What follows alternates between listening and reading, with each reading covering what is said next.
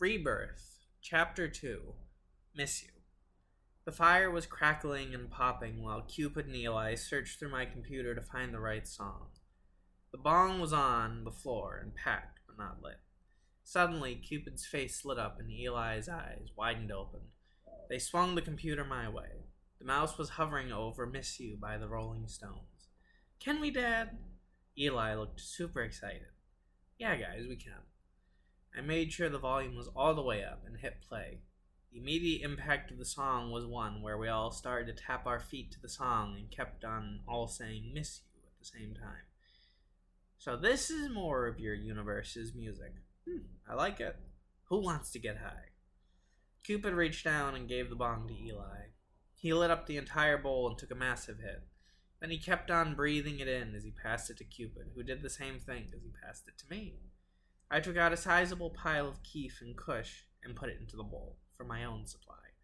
I lit up and the saxophone of the song was magical.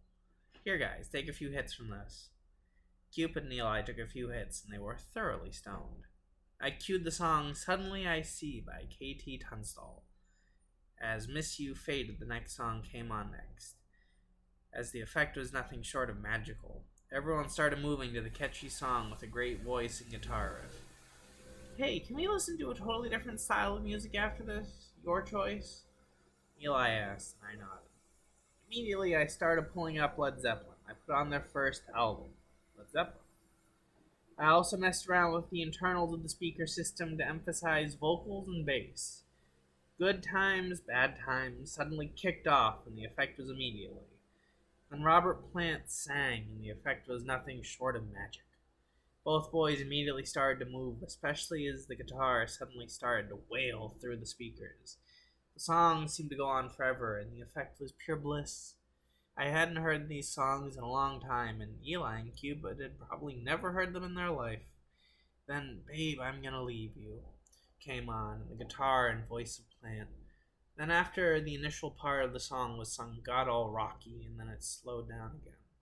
Plant just sang soulfully out of the speakers. The word "baby" was used more times than I'd ever used in my life.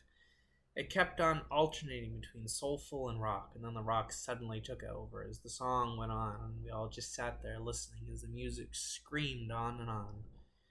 Plant went from wailing to screaming into the mic, and the feeling was electric. Listening to this album always got me in such a mood. The sheer grasp all these musicians had on music was nothing short of impossible, but it was something I'd never achieved in my youth. I was never the most talented singer, not nearly as much as Plant. Back home. And then the song ended as we were just waiting for the next one to start. Then the pure joyous song "You Shook Me" came on. I just started laughing wildly. Eli and Cupid got up and started to slow dance to Plant screaming and the funky bass and drums. The keyboard then started its jazzy self, and the effect was electrifying. Both boys were moving in rhythm, and the beat of the song was something truly special. The song slowly ended, and then dazed and confused bass lines slowly strummed to life, and then Plant started singing, and he wasn't quite screaming, but his vocals were extra special in this song. The bass line kept on going down the notes and then repeating. Then it suddenly kicked up a bit, and the guitar started to wail instead of Plant. While still descending, Plant's voice started to yell more. Then it got trippy, and Plant just started to make noises. It was peak 60s music. Then the drums picked up again, and Plant started to yell with the rapidly playing guitar of Page.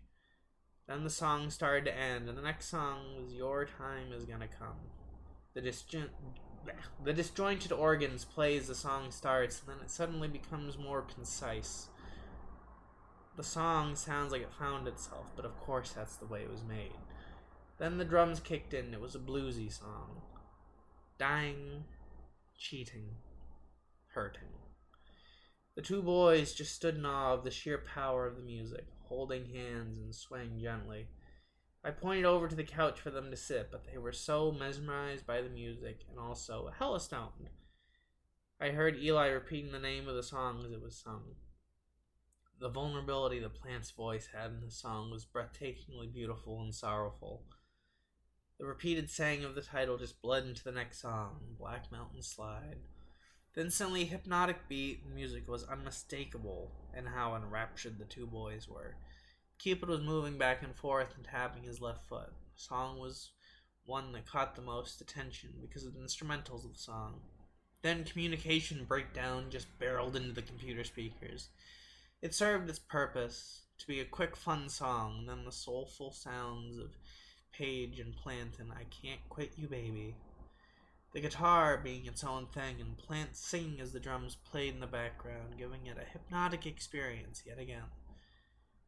Then the final song played, and it was how many more times? The cymbals being used, and then the guitar riff that instantly kicks up and keeps going up, as Plant's voice kept on singing and screaming. Then the speakers shut off after the song was over. Well, what'd you think, boys? Cupid and Eli smiled while holding hands. I liked it a lot, Dad. What'd you think, Eli? Eli just sat there, very entranced, and also still very high. But after a few seconds, he shook his head. He was back. That was intense, but like in the best possible way ever. I smiled, and Cupid hugged Eli. Eli kissed Cupid on the cheek, and Cupid immediately went crimson. It wasn't my place to say anything. Dad, can we watch a movie, like a good one? Can we watch Total Recall with Arnold from 1990? I nearly fell over laughing and had to hold on to the couch to stabilize myself. Of course we can, kiddo. Let's get some snacks first for the movie. Also, grab Victor. Explain the movie to him as it goes along. Be a dad yourself. Cupid smiled and pulled out Victor from under the couch. Meow. Victor listened to his dad. Oh, my son. Okay, now I'm a grandfather. Cupid, does he know who I am? Cupid nodded. Yeah, he's figured it out. He's grateful for all of us, even Eli. He sees Eli as his other dad. It's really cute. So anyways, yay, Total Recall time. I found some corn and whipped up a corn chowder with plenty of spices in 10 minutes as the boys decided to play I'll Be Around by the Spinners. Then Rubber Band Man. The boys decided to slow dance. I got 3 bowls and poured the chowder in. Okay guys, are we ready to watch a really cheesy movie? But let it be said, while it's cheesy, it is a phenomenal movie. The special effects are perfectly, gloriously cheesy, yet great. I turned off the lights and plugged in the MacBook. The credits started as the boys passed around the bong a few times, then the opening shot on a red Mars. I heard Cupid and Eli gasp. This is so fucking good. Pardon my language, Cupid and Charles. I chuckled. Then Arnold fell down the hillside and his mask broke. His eyeballs and tongue started to bulge out and grow. Eli was wide-eyed and Cupid was kinda grossed out, but I could tell in the best way possible. Then, as the movie went on with all the trippy sci-fi twists and turns, the ending set piece of the movie with the reactor blowing up as the characters were on the surface. Eli was holding on to Cupid. Do they survive? Cupid innocently asked. You'll see, kiddo. Then the air rushed over them and the effect was instantaneous. Their faces went back to normal and the villain was dead. The final shot of the movie with Arnold kissing as the movie fades to black. Eli looked amazed, and Cupid seemed kinda confused. So, Dad, was it all a dream after he went to get the memories? I shrugged. Then Eli spoke up. It was made intentionally ambiguous, to leave it up to you. Fucking genius. I laughed.